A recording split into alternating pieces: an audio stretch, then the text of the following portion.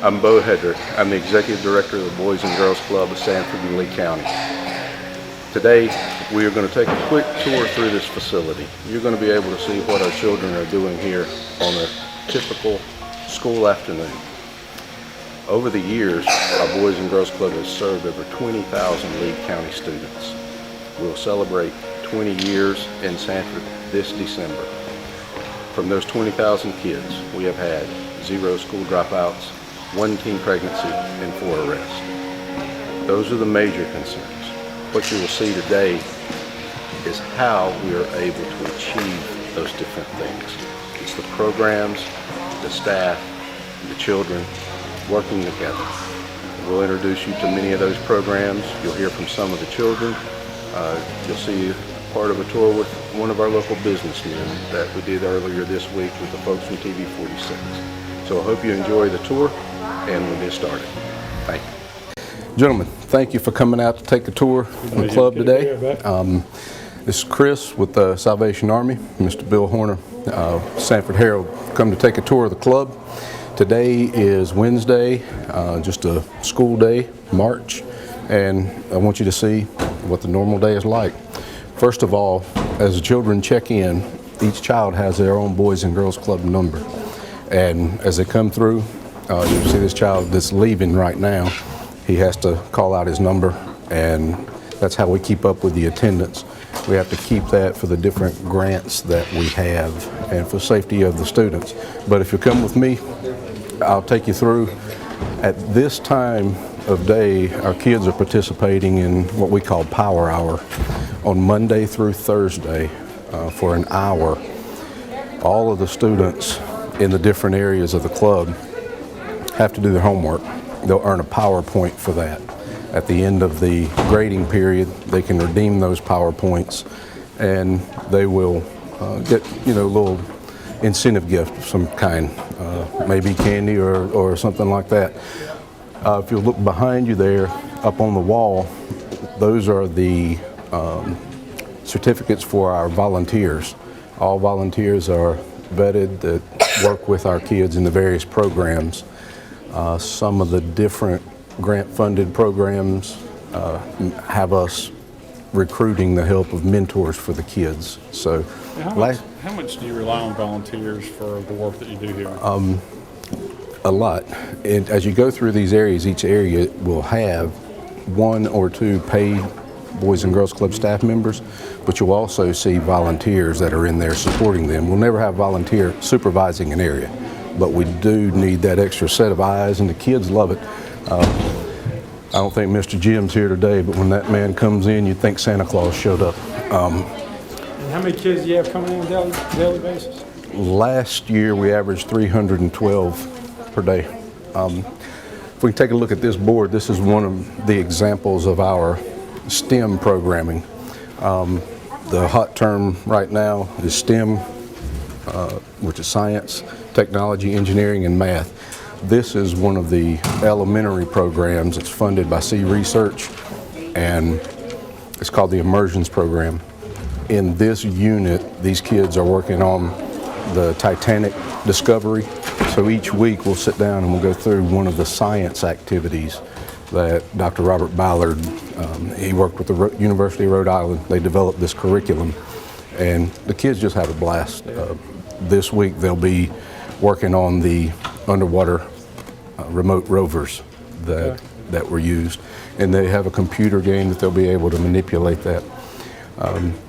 But if you step back in here, we'll go into the education room. Yeah. This is another different age group. These guys are also doing their Power Hour program.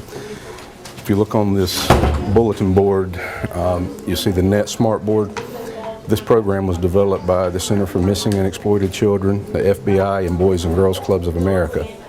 These children have to go through this online safety course before they are able to participate in the different programs on the computer, so they can identify online predators. I mentioned the homework. If you look back on the wall back here with the books that have a little label on the spine, If a child comes in and says, I don't have homework, they can get one of those books. It'll have their grade level on the spine. They read that, and those are on loan for us to use from Lee County schools. Those same books are the ones that kids will use when they do their accelerated reading testing. So hopefully they will have seen that already. Their comprehension will be higher. We have a dozen new computers that are on the walls here. We've got a dozen new laptops. We work in a collaboration with the community college. They send out a tech once a week to make sure all of our systems are up to speed. So, and once these guys finish their Power Hour program, you'll have kids come into this room that need to do just more homework, more education programs.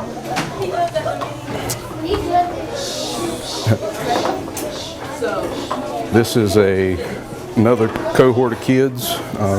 These are kindergarten and first graders. They're doing their Power Hour homework right now, but we're in the art room. If you see up on our clothesline, it's pretty bare right now, but what we do is as the kids do their work throughout the year, we'll clip their work up for folks to see. But right now, we have two different art programs that we've sent pieces to, and one of those is Boys and Girls Clubs of America's Fine Art Exhibit.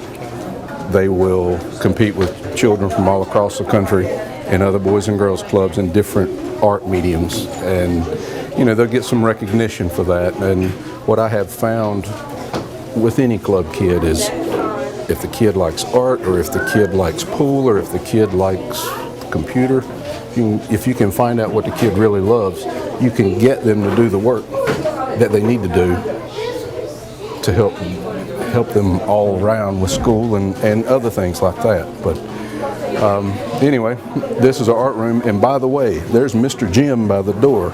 He has a following of 3 or 4 little kids that come up to him every day he walks in, and he helps them with their homework. He's one of our great volunteers. If we can come this way. Very organized and well behaved. Thank you.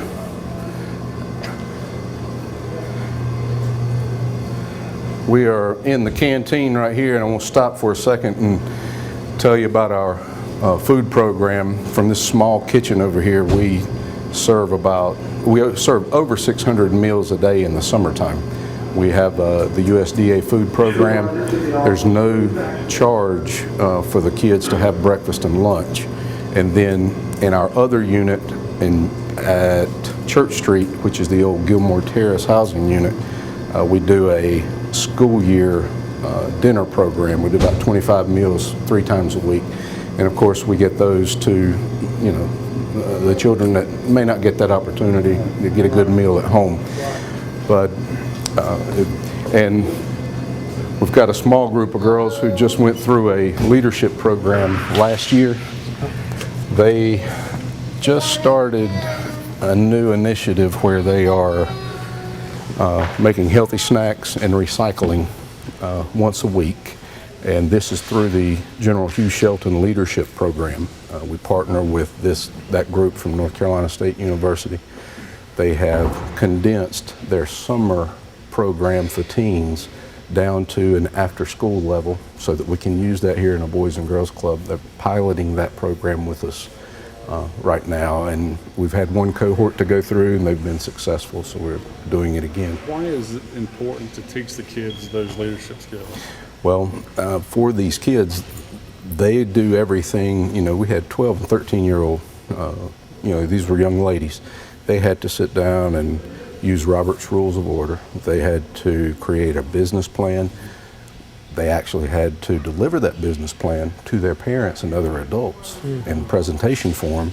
So it's just, for some of those girls, they're introverted. Maybe they don't get an opportunity to do that. But this is just one of the programs where if one of the 3 of us were introverted and we didn't want to talk, if the 3 of us worked together, we'd get that 3rd one to make that commitment. I spoke about the Shelton program. 2 other unique collaborations we have. One is with a group of ladies who are trained in St. Augustine reading. It's a literacy program. They identify children with dyslexia or other reading problems. Now, these ladies have been trained and qualified, they volunteer, and they will, once we pair them with a child that needs that help, they'll go up front to those counseling offices, and it's one-on-one training a couple times a week. We had a kid who, after the first week of doing that program, his mom came in and she said, he came to me yesterday after coming from the club, and he said, Mom, you know what? I'm really smart. And you know, this is a kid who didn't have the best grades. And we also have a partnership with a local youth mental health, or it's a mental health agency, licensed, qualified mental health counselors. And if the child is identified as needing some help and mom and dad are amenable to doing it, they will sign on. That third party will spend time with the kid so the kid becomes comfortable. Then they'll do their regular counseling sessions up front. That way when mom or dad comes once or twice a month, that counselor meets with them to see how Johnny's doing. I found it is very difficult for some of our demographic to go through the red tape to get that service, yet the kids need it. We're in the gym now. Our children, we do not have regular seasonal sports, baseball league, football league, things like that. But I will mention to you that we just offered to our teenagers a 2-month basketball league. And I had talked to you gentlemen before, I'll mention it again, with the STEM grant they're doing, the tough sell for us is to keep them committed to doing that program, keep them here because they're teenagers. Teenagers love basketball. So my staff have put this together, and the kids we'll see in a moment will be doing their own little basketball league. But through this PE department, we do programs like the Cal Ripken Badges for Baseball program with the Sheriff's Department.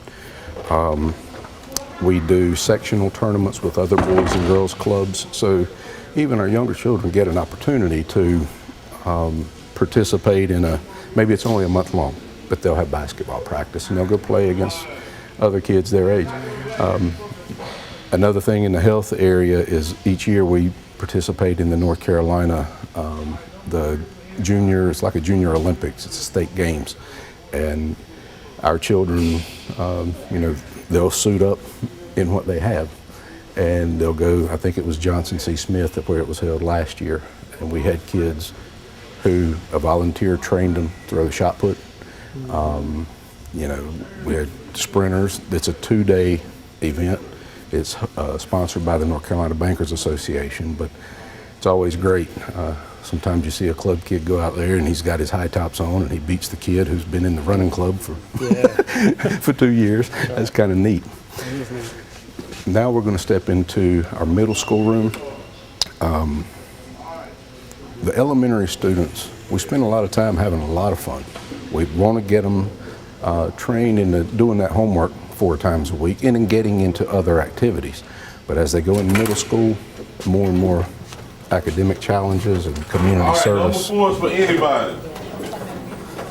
What can you do to show your strong work ethic in your community? Yes, sir. Pick up on trash in the neighborhood. Picking up trash, yes, sir. What these guys are doing now. In yards, yes, sir. No littering, yes, sir. I need to add, this is part of the Ripken Badges for Baseball program. We just got notification today that they received their funding and we're going to get another opportunity. But it's a good example. It's curriculum based, and TC knows, he's a middle school director, he knows he's got to go through the curriculum. Then he has so many physical activities that they have to do. And we do this in partnership with the police and the Sheriff's Department, so these kids get exposure to those authorities being the good guys, playing ball with them, doing things like that.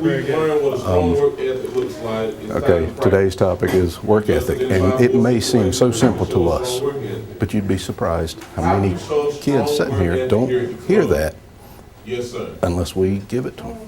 So But if you'll follow me, we'll go upstairs, show you the teen program. Don't do what you want to do all the time, Trey. What else? Tristan, can you guys tell us a little bit about what you're doing and what you use to do your work with? All right, what we do in this module section, which is virtual architecture, we have, we use the T-scale, and we use all different types of tools. We use blueprints. Of course, we use the computer. We use a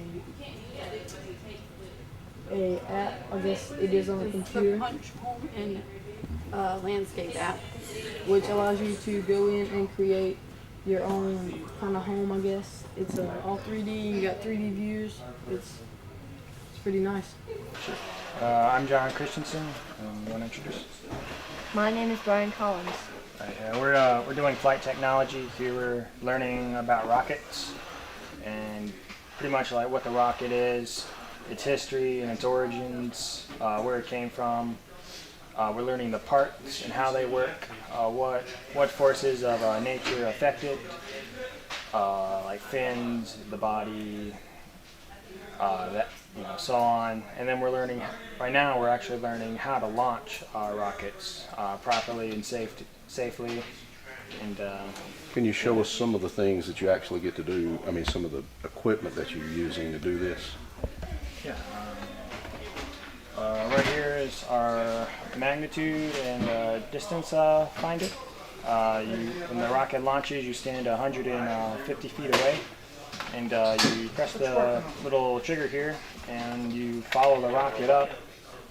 And once it gets straight up, you let go of the trigger, and it will stop. And each degree counts as 2, I believe it just said in this video. And then you would multiply that by 150, and then there's your magnitude and distance. Good deal. And, So you guys build the rocket yourself? yes. Brian, why don't you show him what you have so far? Okay. I have this so far.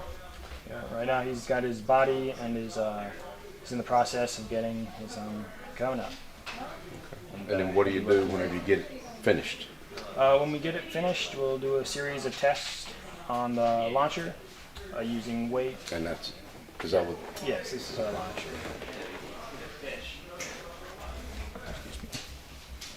Yeah, this is our, you could say, firing mechanism. Is this. I gotta unscrew that. It goes up to a 90 degree. It goes down 45. This is your scope. Of course, this is what everyone likes to press. This launches the rocket. This is your air compressor. This is an air compressed system. We don't use gunpowder just because of some of the laws.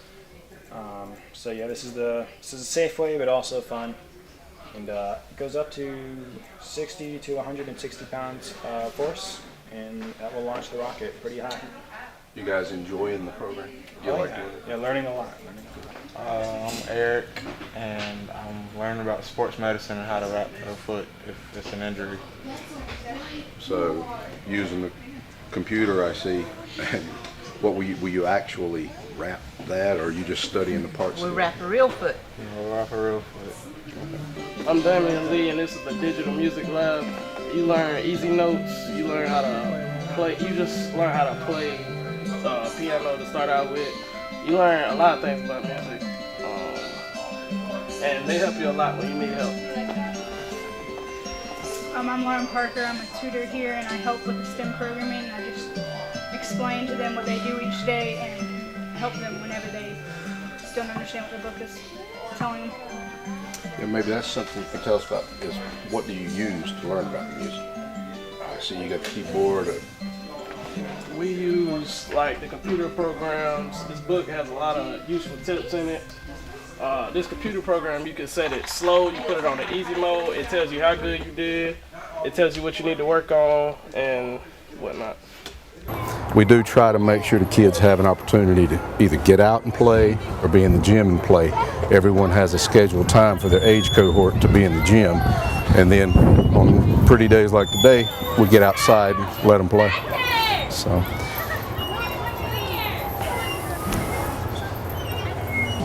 We had over 20 specialized programs last year that we delivered, and I'm sure we'll do the same this year. So, and it costs the kids $32 during the school year, and in the summer it's $25 a week, but we are open from 6:30 a.m. to 6 p.m.